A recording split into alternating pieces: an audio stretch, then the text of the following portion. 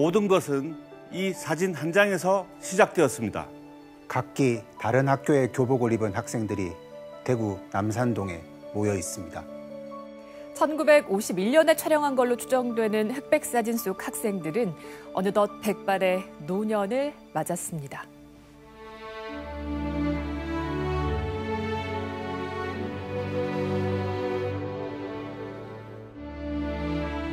그건 아마 우리 역사의 전무후무할 겁니다. 뭐 그런 학교가 없을 거예요. 왜냐하면 한 교실 안에 서울에 있는 경기중학교, 서울중학교, 배재중학교, 뭐 용산중학교 많죠. 그 아이들 다 한 번에 같이 있어요, 이렇게. 그러니까 학교 자체가 학교가 아니고 사람이 생기가 도는 자리입니다.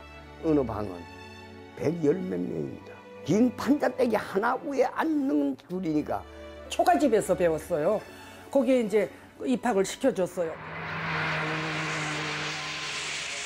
서울을 출발한 마지막 피난 열차가 대구에 도착했다.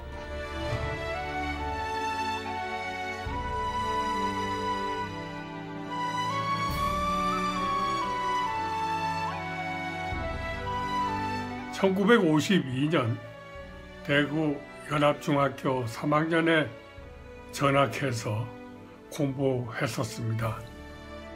그 피난사리에 아무것도 없는데 아들 가르친다는 거. 거기가 보금자리고 거기서 깨우치고 배우고.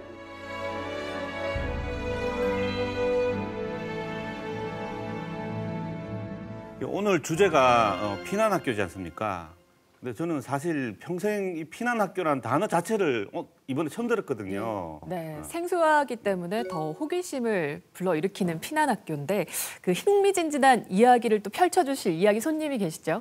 대한민국에서 6.25에 관한 일타 강사, 육군 3사관학교 박동희 교수님 나오셨습니다. 전쟁을 공부하다 보면은 전쟁이 짧게 끝나면은 이제 너무 좋죠. 사실은 많이 피해가 없으니까. 그렇죠. 근데 전쟁이 길어지면은 사람들도 일상생활을 하게 되거든요. 예. 뭐 군인들도 사실 휴가도 가고 학생들은 사실 공부를 하게 되고 그럴 때 만들어진 게 피난학교인데 저도 이 대구 지역의 피난학교를 이렇게 집중적으로 조명한 거는 선생님 때문에 처음 이렇게 깊게 알았습니다. 오늘의 선생님을 또 그럼 소개를 해야겠네요. 안녕하세요.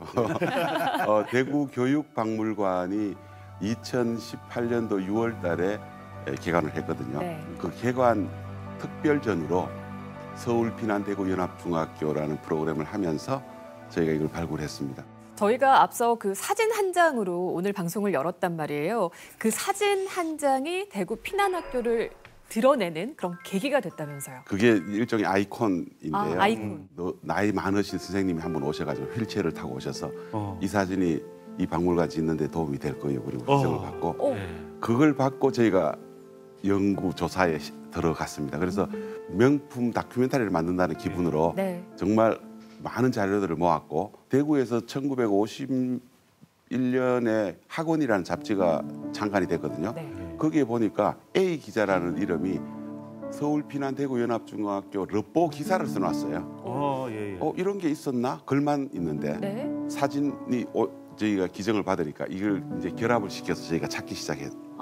그래서 그 두 가지가 없었으면 이게 정말 일종의 화학 작용을 일으키지 못했을 것이고 그 사진을 보니까 배지가 다 달라요. 교표도 다 달라.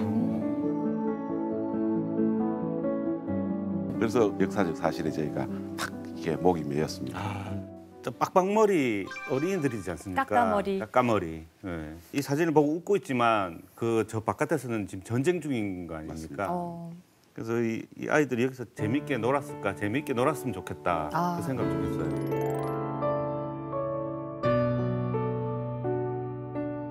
졸업 앨범은 결국엔 구하지 못했다고 하시죠? 졸업 앨범 누가 저한테 제보가 왔어요. 옥션에 무슨 피난학교 졸업 앨범이 있더라. 대구랑 관련해서? 네. 그래서 들어가 봤죠. 그러니까 한 10분 전에 팔렸어요. 팔려가지고. 세상에 존재를 하고 있다는 뜻이네. 네, 2회. 그러니까 3회 졸업생까지 냈거든요. 그래서 2회 졸업 앨범을 저희가 못 구했어요. 그래서 옥션에 전화해서 싹싹 빌었는데도 전혀 누가 사갔는지를 가르쳐주지 않아서 일단 옥션에 그걸 팔려고 내놓았던 견본 사진들 워터마크를 지워서 7장 정도를 저희가 가지고 있습니다. 근데 지금 혹시 이 방송을 보시는 분이 그걸 만약 매입을 하셨다면 그 대구에는 굉장히 중요한 사진입니다. 대한민국에도 중요한 사진이고요. 그래서 꼭 그 자료를 저희한테 고가로 파시기 바랍니다. 고가로. 밀도 있게 노력을 하면 저는 찾을 수 있을 거라 생각해요. 왜냐하면 앨범이 한 권밖에 안 나오지는 않았을 거다. 맞아요. 그래서 그러니까 이 피난 학교라는 게 이 이름 자체처럼 6.25 전쟁 당시에 피난 온 학생들을 위해서 세워진 학교라는 거죠. 예. 1950년 6월 25일 북한의 기습적인 남침으로 전쟁이 일어났고 이 전쟁이 이제 38도선을 시작으로 해서 일어났지 않습니까? 그러면은 우리 이제 대전, 그다음에 대구, 부산 뭐 이런 식으로 해가지고 많은 피난민들이 내려왔고 어른들만 이렇게 내려온 게 아니라 어른들이 아이들 손잡고 또는 지게에 태워서 그거 너무 어려워가지고 걷기 힘드니까 그런 아이들 다 데려와서 지금 이제 피난 생활을 하게 되는데 그 학생들을 위한 그런 학교라고 보시면 되겠습니다. 근데 대구의 이 학교의 공식 명칭은요. 서울 피난 대구 연합 중학교네요. 그러니까 전쟁이 나고 나서 전국의 학교들이 전부 지역명을 붙여서 피난이라는 이름을 붙였습니다. 네. 대구 피난 삼덕 국민학교, 대구 피난 대륜중학교 뭐 이런 식으로 이름을 다 붙였는데 서울에서 피난 온 아이들 2,800명을 다시 가둬서 학교를 만들어서 가르치려고 하니 이름을 새로 지어야겠다. 해서 서울 피난 대구 연합중학교. 처음에 얘기하시면 못 외우시는 기네요, 엄청. 그래서 저희가 긴 이름 학교 이렇게 명칭을 붙였는데 근데 의미를 설명을 해주시니까 그 긴 이름도 쏙 외워지는데요. 서울 연합 대구 피난 서울 피난 대구 연합중학교. 모대였습니다.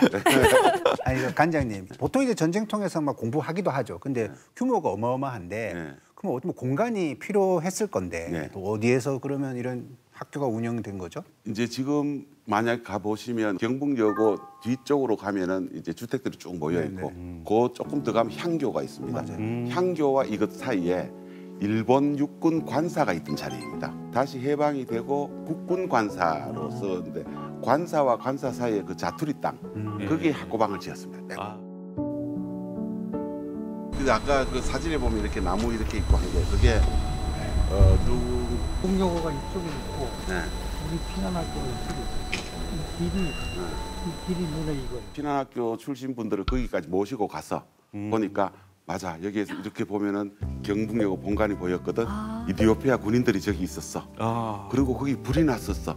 경북여고 100년사를 찾아봤죠. 불이 났어. 실제로. 네, 그렇게 하나하나 이제 조각조각 붙여가지고 조금 큰 그림을 저희가 구경할 수 있었다 이렇게 말씀드릴 수 있습니다. 거의 70년 가까이 된 그 기억인데도 여전히 그 터와 주변을 다 기억하고 계셨던 거네요. 너무나 강렬했던 생생하게. 기억이기 때문이었다고 생각합니다. 사실 이렇게 전쟁통에 학교가 세워졌다 그러면 대구는 정말 과연 안전했는가? 근데 자료를 보니까 또 그렇지도 않았던 것 같아요. 후방임에도 불구하고 1950년 8월 18일 대구 북방 12km까지 적이 육박해서 가산 혈전이 전개되고 있을 무렵이었다. 포탄 3발이 태평로 3가 전 대구 미창 근처 판자촌에 떨어져 시민 일부가 희생되었다. 이건 우리가 생각하는 그런 후방의 안전함과 좀 거리가 멀지 바로 않습니까? 옆이 전쟁터인데요, 지금. 낙동강에서 지켜낸 거 아닙니까? 사실 우리가 낙동강 방어선 전투 많이 하면서 경북에서 이제 지켜내가지고 우리 대구부터 그 남쪽은 안전했다라고 생각은 하는데 실제로는 이제 1950년 8월, 9월 거의 이제 2개월 가까이 그 기간 동안에 낙동강 방어선 곳곳이 북한군의 침투로 이제 일부가 뚫려가지고 이제 대구가 위협받을 정도까지 돼요. 그래서 다부동 이제 칠곡이죠. 그쪽에서 좀 많이 들어왔을 때는 다부동이 이제 북한군에게 이제 피탈되는 그런 상황이 됐고 판으로 들어온 북한군이 박격포 포탄을 쏴가지고 대구역 인근까지 이제 떨어져가지고 이제 위협을 받기도 하죠. 그리고 최초의 7월 중순에 대한민국 임시정부를 대구에 우리 지역에다가 했다가 사실 그 정도의 위기가 나오니까 다시 8월 중순에 부산으로 이동하는 거죠. 그 정도로 우리 대구가 피탈될 위기에 놓여 있었다 보시면 되겠습니다. 그렇게 이제 위험했지만 안전하게 지켜낸 그 순간부터는 이제 대구가 전선으로 너무 멀리 이제 떨어져서 부대가 위치하면 안 되기 때문에 대구를 중심으로 이제 많은 부대들이 배치하게 돼요. 그래서 전선에서 싸우는 부대들을 지원하기 위한 부대들 또 예비대들이 대구에 모여 있거든요. 그러면서 여기가 대구가 경제가 활성화되고 사람들이 모이고 정치, 경제, 교육, 문화 이런 거의 중심에 사실 있게 되죠. 군인들이 진짜 많았겠다. 그 서울을 2번 잃잖아요. 그 처음에 전쟁 초기에 서울을 한번 잃고 그다음에 다시 서울 수복을 했다가 51년 1.4후퇴 때 그때 또 한번 국군이 다시 밀려 내려오는데 그때가 그 초기 때보다 더 위험하지 않았나요? 그렇게 보면 대구도 좀 더 위험했을 것 같은데. 1950년 6월 25일 전쟁이 일어나고 나서 3일 만에 서울이 피탈돼가지고 사람들이 이제 피난을 가긴 하는데 되게 순간적으로 당황을 많이 해서 이제 피난을 못 오신 분들도 있고 막 그랬던 순간이었고 그다음에 전달도 잘 안 됐고 51년 1월 4일 때는 사람들이 한번 경험을 겪게 돼요. 우리가 그때는 이제 방송도 잘해서 피난 가야 됩니다라는 얘기도 사실은 정부에서 잘 해줬고 두 번째 이제 문제가 뭐냐면은 최초에 피난을 간 사람과 못 간 사람의 차이가 생겼어요. 피난을 못 간 분들 중에 이제 남았는데 나중에 우리가 다시 수복하고 나니고 보니 일부 이제 오해들이 있는 거죠. 인민재판이 시작되는 그렇죠. 북한군에 부역한 거 아니냐라는 오해들도 사가지고 많은 핍박도 받게 되고 근데 그런 것들이 많다 보니까 사람들이 대부분이 이제 1.4후퇴 때는 다 이제 피난을 많이 가요. 그래서 서울이 거의 비다시피 한 상황이 됐죠. 이게 확 깨우친 거죠. 이 전쟁이라는 거는 민간인은 상관없는 것 같지만 한쪽 편에 계속 붙어 있어야 되거든요. 그래서 이제 두 번째 피난을 할 때 우리 편이 내려갈 때 같이 내려가는 거예요. 그래서 서울 시민들 대부분이 열차를 통해서 남쪽으로 이동했는데요. 당시 서울 역장님의 증언이 있는데 약 한 달 동안 7천여 량의 126만 7천 명을 수송했다고 합니다. 그리고 마지막 1월 4일에는 20량 정도의 회차를 9번에 걸쳐서 2만 7천여 명의 피난민을 수송했다. 대구 인구가 40만에 피난민이 30만이 왔다고 그랬습니다. 근데 사실 대구가 30만의 피난민을 먹여 살린 거잖아요. 먹던 밥 한 그릇 수성천변에 갖다 주면 피난민들이 그거로 죽 10그릇을 만들어서 먹었다고 그러니까. 40만 명 사는 도시에 30만 명이 와서 어디에 있었던 거예요? 그러니까요. 금호강을 이렇게 하늘에서 찍으면 강이 흐르고 가에는 모래밭이 쫙 있지 않습니까? 그 모래밭이 전부 게딱지 같은 운막이라고 보시면 됩니다. 다닥다닥. 네, 예. 금호강, 수성천변, 지금 대구역에서 저 동인 로타리까지 오는 그게 태평로거든요. 네. 거기 양쪽이 거의 다 피난민촌이었어요.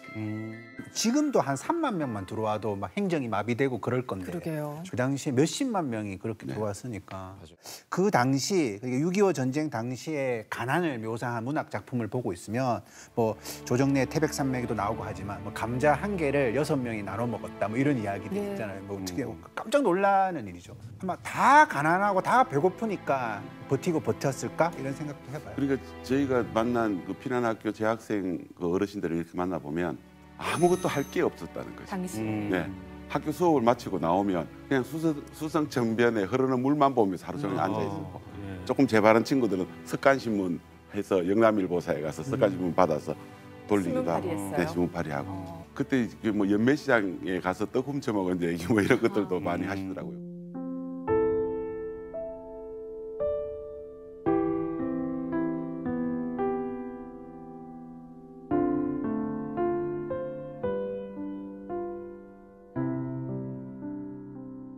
피난학교가 생긴 게 1951년 9월이거든요. 그러니까 전쟁이 일어난 지 한 1년 3개월이 지난 시점이었는데 이 무렵의 전세는 좀 어떤 상황이었을까요? 사실 이건 좀 자세히 들으셔야 돼요, 모두가. 우리가 한반도를 북진하고 나서 그 중공군이 내려왔다까지 1.4후퇴까지는 하는데 그 이후에 사실 3년이 넘는 그 기간 동안 전쟁한 거에서 후반부는 사람들이 잘 몰라요. 그러니까 1953년에 휴전한 게 안 믿기질 때가 있거든요. 그렇죠. 1951년 1.4후퇴 이후에 중공군이 쭉 내려와가지고 더 내려올 것 같았는데 사실은 그 공격 기세가 멈춰져요. 왜냐하면은 자기들도 멀리서 내려왔고 그다음에 뭐 자기들 잘 모르게 막 내려온 거란 말이에요. 그리고 유엔군도 사실 한강 방어선 막아보려다가 못 막고서 그 밑으로 해가지고 평택 원주 삼척선에서 딱 멈춰서 방어선을 딱 구축합니다.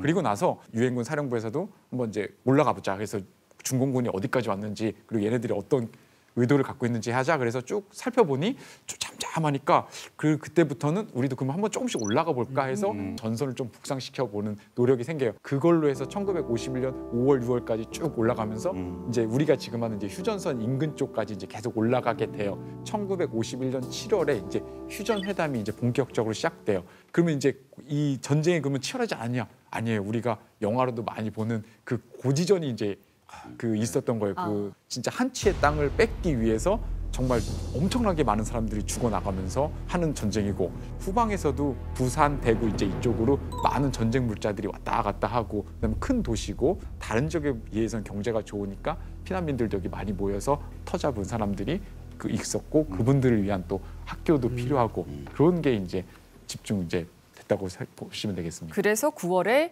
서울 피난 대구 연합중학교가 그래서 9월에 생기는 거군요. 그 피난민 중에서 이제 저희들이 잘 아는 분들이 계시는데 현미 선생님.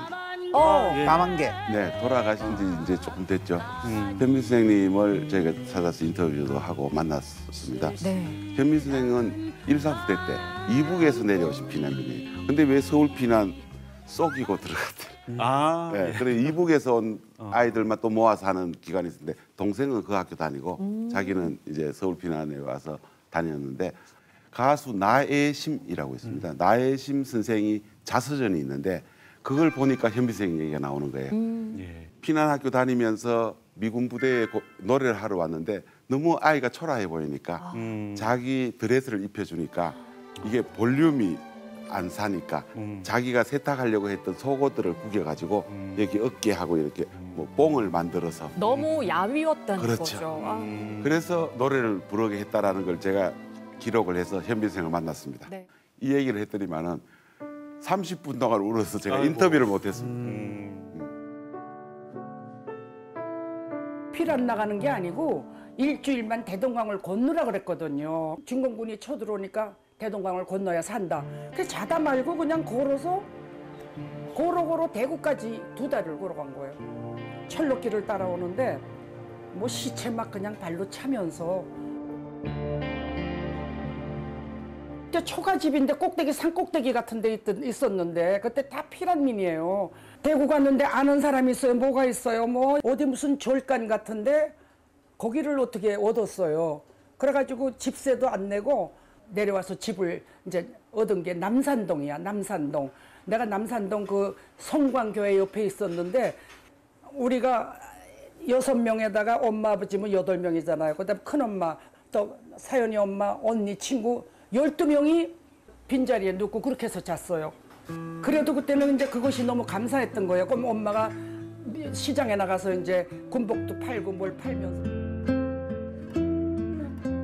그 아침만 되면 물사분사에서 그다음에 또 이제 제치국사에서 제치국 그게 기억에 남아요. 처음에 오니까 무슨 중국말 같아. 경상도 말이 할락궁 해서 엄마가 야 명선아 옆집 가서 간장 좀 얻어와. 그러면 가서 안녕하세요 피난민이다 간장 좀. 그럼 또 다 줘요.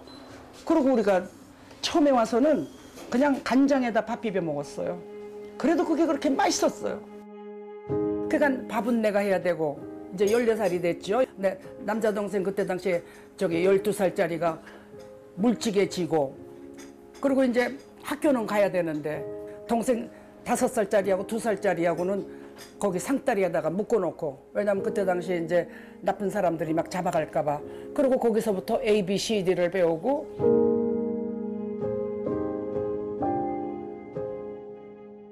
아침 되면 엄마 시장에 나가죠. 그럼 내가 빨래 다 해야 되죠. 학교 갔다 오면은 풍로에다 밥 해놔야죠.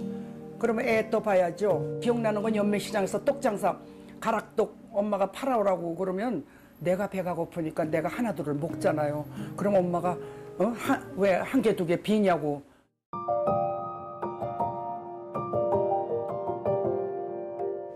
울지문독 장군으로 이제 하는데 활 쏘는 역할 이런 걸 내가 다 어렸을 때 했거든요. 김백봉 선생님한테 이제 칼춤도 배우고 부채춤도 배우고 나보고 명선아 너는 앞으로 큰 무용수가 되겠다. 참 이게 빠르고 잘한다고 칭찬 많이 받았어요. 예. 꽃처럼 거기 이제 들어가게 되니까 돈을 조금을 주더라고요. 그 이제 우리 생활비에 보태고 그래가지고 그때 당시에 꽃초롱이 포항도 갔었고 내 기억에 어디도 갔었어요.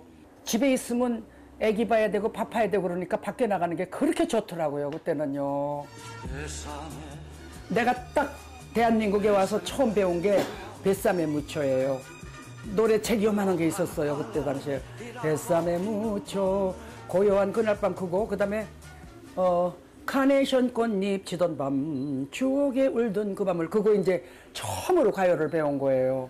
또 형제들이 다들 그렇게 누워서들 그냥 피난 나와서 책을 보고 그렇게 노래들을 그렇게 했다니까요. 힘들었지만 그 형제들이 맨날 그 노래책 가지고 노래하던 그 재미가 참 좋았어요. 대구가 이제 원천이에요. 네. 내가 가수가 된 이제 원천지가 대구야. 가수 이름 나고 그 남산동에 살던 집을 찾아갔어요. 신세를 갚으려고. 왜냐면 그 주인 아줌마가 우리 엄마랑 다 나가면 내가 밥하면 자기가 와서 다 밥도 해주고 빨래도 도와주고 물찌개도 져주고 그 아줌마가 있어요. 근데 찾아가니까 뭐 이사 가고 뭐 다 없죠. 불과 그때가 14살밖에 안 된 소녀였거든요. 네. 근데 이런 또 학교라든지 또 이런 도움이 없었더라면 전쟁의 참혹함만 기억할 수도 있는데 꿈도 키울 수 있었고 또 가수라는 또 재능도 발현할 수 있었던 게 아닌가 싶네요. 안타깝습니다. 네. 실제로 활동하시면서 이산가족 상봉도 직접 하시고 그러셨죠. TV에서 많이 화제가 됐었죠. 네. 현미 선생은 온몸으로 전쟁기를 통과하신 여러 어르신들 다 그러시겠지만 정말 사연 많은 분이었다. 이제 저는 그렇게 기억합니다. 대구에 종군 기자들이 굉장히 많이 모여 있었습니다. 그래서 대구를 타전하는데 대구 전쟁 상황을 뉴욕 타임즈가 일주일 내내 일면 탑으로 보도합니다. 저희가 찾은 게 보면 뉴욕 타임즈에 대구 피난학교 소개돼요. 책은 고작 10권밖에 없는 교실에서 아이들 웃음소리가 그치지 않았다. 깜짝 놀랐습니다.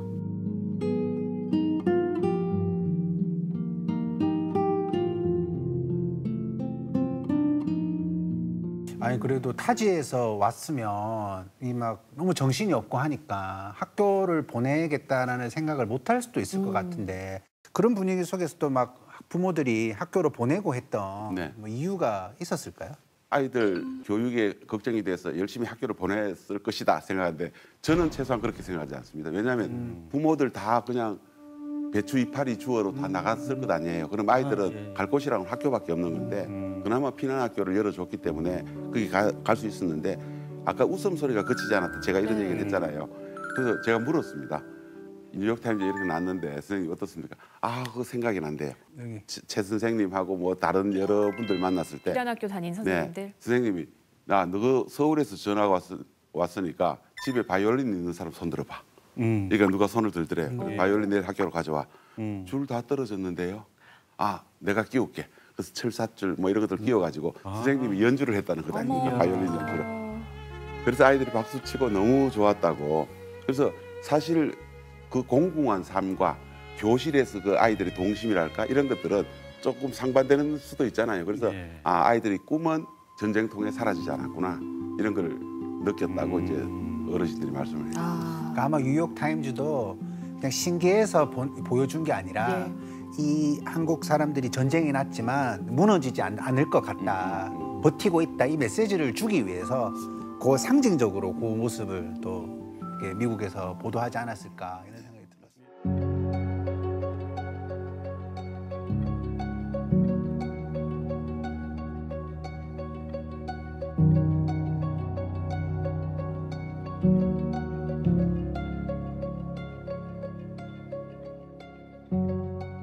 평소에 학교 땡땡이 치고 싶은 애들도 그때는 학교를 좀 가고 싶었을까?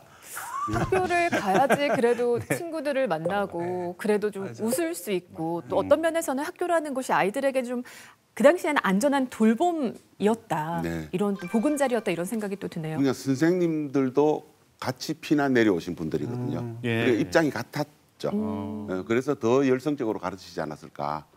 서울에서 피난온 선생님들 또 피난온 학생들 다 같은 동병상련으로 이렇게 뭉쳐 있지 않았을까 이런 생각을 해요. 근데요, 이게 사실 노트도 있어야 되고 좀 메모도 해야 되고 뭐 책도 좀 있어야 될 것 같은데 그런 시설들이 굉장히 열악했을 것 같은데요. 땅굴도 필요하고. 맞습니다. 사실 뭐 전쟁이 일어나면은 모든 물자 배분의 우선순위는 군대로 될 수밖에 없잖아요. 이제 외국에서 원조가 들어오면은 그 원조 부품의 대부분은 이제 사실 군대로 들어가고 먹을 것도 이제 글로 들어가고 학생들한테 갈 수 있는 거는 이제 되게 제한적이었을 수밖에 없는 상황이죠. 서울 피난학교 학고방 교실을 저희가 한번 한 기퉁이만 복원을 해봤거든요. 판자가 이렇게 세워진 판자가 아니고 이렇게 그 판자를 옆으로 이렇게 해서 좀 더 자원을 활용하면서 학고방을 아주 수채를 지었고요. 교육부 장관이 백낙준 장관이었습니다. 이 장관이 유네스코에 가서 연설을 합니다. 아이들이 공부를 해야 되는데 책도 없고 노트도 없다. 종이 좀 주세요. 그래서 전지가 아니고 전지 반전지를 그 원조를 받아가지고 그거로 책을 만드니까 이렇게 접지를 해도 32페이지밖에 나오지 않는데 그 당시 임시교과서는 32페이지. 중간에 이게 중철, 호치키스로 박지도 않고 실로 꿰매서 쓰시오. 갖다 달라고 하면 한 권당 1원씩 내시오. 이렇게 뒤에 써붙여 있습니다. 근데 문구류 같은 것도 굉장히 부족하니까 그 콜라 캔을 가지고 필통을 만들었었던 거예요. 그래서 특별전을 하고 나니까 우리 집에 우리 아버지가 두고 간 이런 것들도 해서 거의 70년 만에 뚜껑을 열어보는 필통 같은 것도 저희가 좀 기증을 받은 바가 있습니다. 정말 열악한 상황인 거는 너무나 분명한데 그 안에서도 배움의 꽃은 피어났네요. 그렇죠. 그렇죠. 학생 수는 어느 정도 됐을까요? 실제로 3년에 걸쳐서 2,800명 고등학생 560명을 가르쳤다고 기록에 나와 있습니다. 그러면 최소한 700명, 800명이 한 해 동안 수용됐다는 거죠. 그 아까 구본환 선생 같은 경우는 국민학교로 여기서 나오고 중학교로 갔는데 너 서울에서 피난 왔지? 서울 피난 대구 연합중학교에 가. 하니까 학교 출석 번호가 114번이더래요. 그래서 세상에 114번이 한 교실에서 들어가니까 113명이 앉아있고 자기가 들었거든.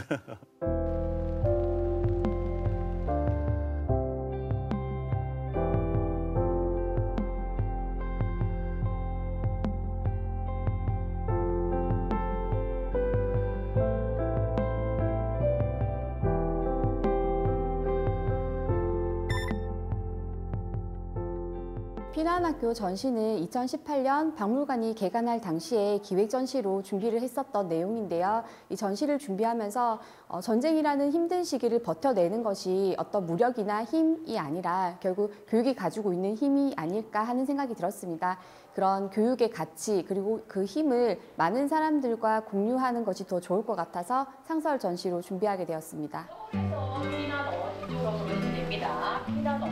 중학생들 중에서 여기에 사진 속에 사람들은 지금 어떤 거기 때문에 지금 교복을 입지 않고 있어요. 학생들 입었던 교복을 보면은 똑같지는 않아요, 그죠? 그래서 보면은 각기 학교가 달랐다는 것을 알 수 있는데 또 피난을 오다가 급하게 피난을 와야 되니까 우리 학생들 교복조차도 챙겨 오지를 못해서 그런지 또 교복을 입지 않은 친구들도 이렇게 있습니다. 자, 이곳은 위에 볼게요. 모두 비도 있어요. 자, 한 친구도 지금 다른 것을 보지 않아요. 내 동생을 돌볼 사람이 없어서 나는 동생의 손을... 처음에는 몰랐는데 현장 체험학습에서 선생님이 설명해 주시면서 6.25 전쟁 때 여기 학교가 세워졌다는 걸 알게 되었어요. 전쟁이 나면 학교도 부서지고 집도 부서지고 다시 건설해야 되는데 그 와중에도 이제 다시 학교를 건설해서 공부를 했다는 점이 좀 존경스러웠어요. 저희는 그냥 공부하는 것도 귀찮아하고 싫어하는데 이렇게 전쟁이 나면 더 하기 싫을 수 있는데 하는 게 정말 대단했어요.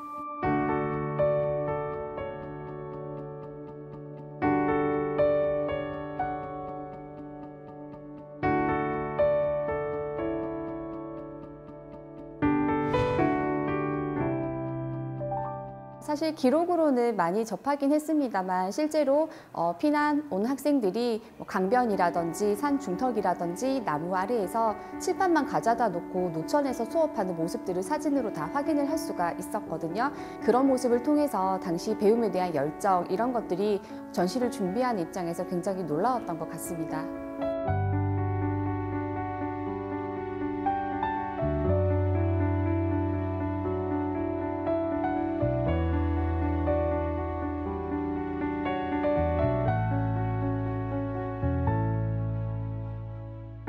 네, 전시실에는 교과서를 비롯해서 졸업 앨범 그리고 상장 등 약 30여 점의 자료들이 전시가 되어 있습니다. 그중에서 저희가 전시 준비를 하는 과정에서 서울피난 대구 연합중학교 졸업 앨범을 수집을 하게 됐는데요.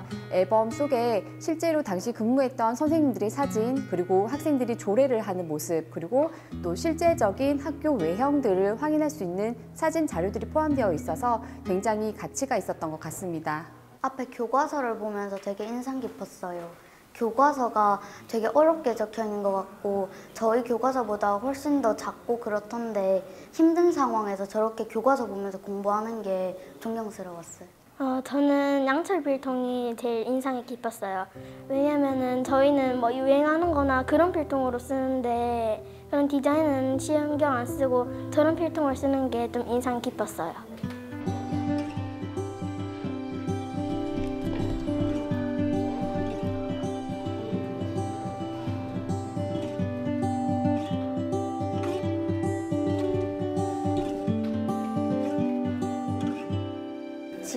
저희가 공부하고 있고 좋은 학교에서 공부하고 있는데 이 친구들은 전쟁에서 힘들게 하니까 한번 여기 와봐서 좀 더 힘든 친구들을 보고 열심히 공부해야겠다는 마음을 먹으면 좋겠어요. 이제 자꾸 연구를 하고 조사를 해보다 보니까 대구 최초의 피아니스트라는 이경희 선생이라고 계세요. 그분이 이화여대 다니다가 6.25가 나서 대구로 그냥 집에 내려왔잖아요. 그분이 피난학교 선생을 합니다. 그래서 그거는 우리가 전혀 모르고 있던 사실인데 그런 연결고리가 발견되네요. 그분의 딸, 우리 어머니 피난학교 선생님 했어요. 그러면서 자료를 갖고 우리한테 기증을 하러 와서 이것도 우리가 또 새로 하나 찾아낸 거다. 이렇게 했었습니다. 그런데 저걸 이제 상설전을 만들어 놓고 나니까 꾸준히 그 6.25 전쟁에 관한 얘기, 피난학교에 관한 얘기들이 좀 수집된다고 아까 그 최학예사가 말씀을 하셨어요. 네. 그래서 앞으로도 좀 더 업데이트가 되어서 좀 더 오롯한 모습으로 보여지지 않을까 이런 생각을 해봅니다. 일사 후퇴부터는 그러니까 이제 어떤 일상적인 학교라든가 이런 것들을 다시 지속하기 위한 노력을 많이 한 것 같아요. 일사 후퇴 당시에 부산시청 2층에 문교부 사무실을 마련을 해가지고 관련 업무를 합니다. 제일 먼저 피난 온 학생과 이제 학생의 통보를 해가지고 피난지 소재 각 학교에 등록하여 수업을 해라라는 거죠. 그러니까 청강 수업을 들으라는 거죠. 피난 온 교사도 또 등록을 해가지고 강사로 활동을 하도록 해라라는 이제 원래 있는 학교에 들어가서 수업을 하도록 이제 시켰던 것 같아요. 네. 사실 대구가 피해를 완전히 입진 않아요. 도시가 막 학교는 사실 대부분 다 온전하게 남아 있어요. 쓸 수가 없어요, 학교를 제대로. 그쵸. 왜냐면은 이 학교 건물은 사실 군 막사랑 비슷하게 생겼고요. 그 운동장은 연병장이에요. 훈련할 수 있고. 예, 그러니까 중요한 사령부들이랑 이 예비 대대를 이끌어야 되는 거, 군수 보급 기지 뭐 이런 것들이 다 지금 대구에 남아서 학교를 사용하다 보니 차지해서 사용하다 보니 학생들이 이제 그 시설물을 사용할 수 없는 그 처지에 놓였었던 거죠. 6.25 때 이 학교는 어떻게 쓰여졌을까라는 걸 저희가 조사를 했습니다. 보니까 대구 학교의 반수 이상이 다 군부대 쪽에 이제 내준 거예요. 그러니까 방공포학교, 그다음에 병원, 특히 군병원이 가장 많았고요. 그다음에 미 제5 전투비행단 뭐 이런 쪽 영현 부대도 있습니다. 그 군인들 사고 난 군인들 이렇게 장례 화장하고 그런 부대도 학교를 차지하고 앉아서 학교에 등록은 하라고 문교부에서 이야기를 하는데 정작 갈 수 있는 학교는 없고 하지만 여기서 중요한 메시지는 전쟁은 하더라도 우리 학생들의 또 배움만큼은 멈출 수 없었다. 그러니까 공간만 있으면 하자. 뭘 따지지 말자. 그래서 당시 문교부에서도 정기교육은 현 상태로서는 불가능하다. 그러나 2월 10일부터는 전국적으로 일제히 개학하기로 결정지었으며 교사 시설 등이 없는 난간을 극복하고 임간, 하천, 근방, 광장 등 적당한 곳을 선택하여 수업을 계속할 것이다. 뭐 임간이나 그러면 뭐 숲속에서 하라는 거죠. 2월 17일부터 19일까지는 실제로 현 거주지 구역에 그 당시에는 국민학교였겠죠? 꼭 등록을 해야 됩니다. 만약에 등록을 안 하면 나중에 전쟁 상황이 나아져서 거주지로 돌아가더라도 이렇게 학력 인정을 또 미수료 안 해준대요. 예, 그리고 또 대구에서도 대구시장 명의의 피난 아동의 국민학교 임시 편입 공고를 내고 이 취약 학교를 발표해 버립니다. 우리가 또 일제 강점기를 겪고 또 광복을 맞이하고 해방된 지 얼마 안 돼서 또 전쟁이 또 터지고 이런 과정에서 터득한 교훈이 아닐까 싶습니다. 이게 교육만이 살 길이다. 나라의 힘은 바로 교육이다. 그 당시에 보면 막 묘지에서 또 했대요. 공부만 할 수 있다면 어디든. 네. 부산 지역 얘기를 보면은 이제 지붕이 없잖아요. 이제 그 제대로 된. 그러니까 비가 오면은 학생들이 책도 적고 옷도 적고 하니까 선생님들이 다 오늘 집에 가라. 부모 중에 또 공장을 또 하는 사람이 있어서 그 공장에 또 이 안에 터가 있으니까 또 그 공장에서 학생들 비 오는 날 모여가지고 공부도 하고 이런 또 얘기가 전해지는데 아마 대구에서도 비슷한 상황이 아니었을까라는 그런 추측을 한번 해봅니다. 보통 우리가 이렇게 전쟁통에 학교가 생기면 정말 그냥 임시 학교 같은 느낌도 좀 드는데 천막학교요. 맞아요. 공식적으로 인가를 받았던 그런 학교라고 볼 수 있을까요?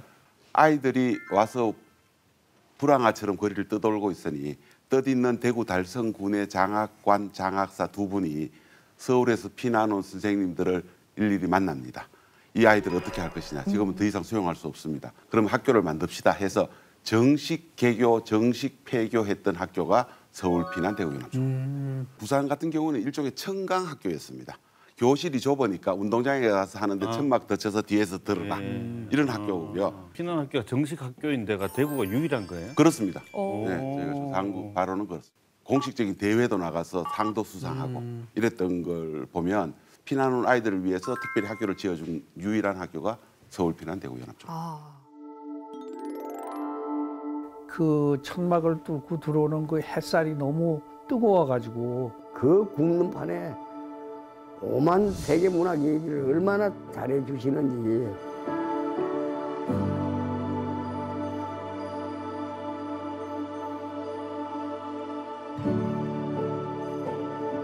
대구 사람이 더 세고. 제가 막 울었어요. 처음에 만났을 때. 말을 못 알아듣겠어요. 말을 못 알아듣고 선생님 교가가 있었습니까? 있었고 말고. 팔공산 높은 봉은 백두산 줄기 삼각산 큰 기상을 여기서 본다. 누가 작사를 했냐고 하니까 선생님이 했습니다. 신 청록 얇은 사 하얀 국가를 성신이 교가 작사나 하나 해주지. 원그로 주나? 전쟁 마치고 보세. 그거 아이가? 이경화 선생. 예, 선생님의 또 부친도 소년세계 주관을 하셨던 이원수 선생. 고향의 봄. 대구 시민 전부가 그 각 학교가 분담해 줘도 낫게 안 하고요. 친구인 백낙천 선생이 안고 자기 집에 가서 밥을 먹었거든요. 백낙천 선생을 도와서 창작과 비평을 쓰려고. 그러니까 대구 인맥이 한 다리만 건너면 전부 지금 역사 속 인물들이에요. 연결되어 있지 않은 게 아무것도 없는 것 같아요. 그렇습니다. 다 연결되어 있어요, 우리나라가. 정말 자꾸 알수록 무서워지는.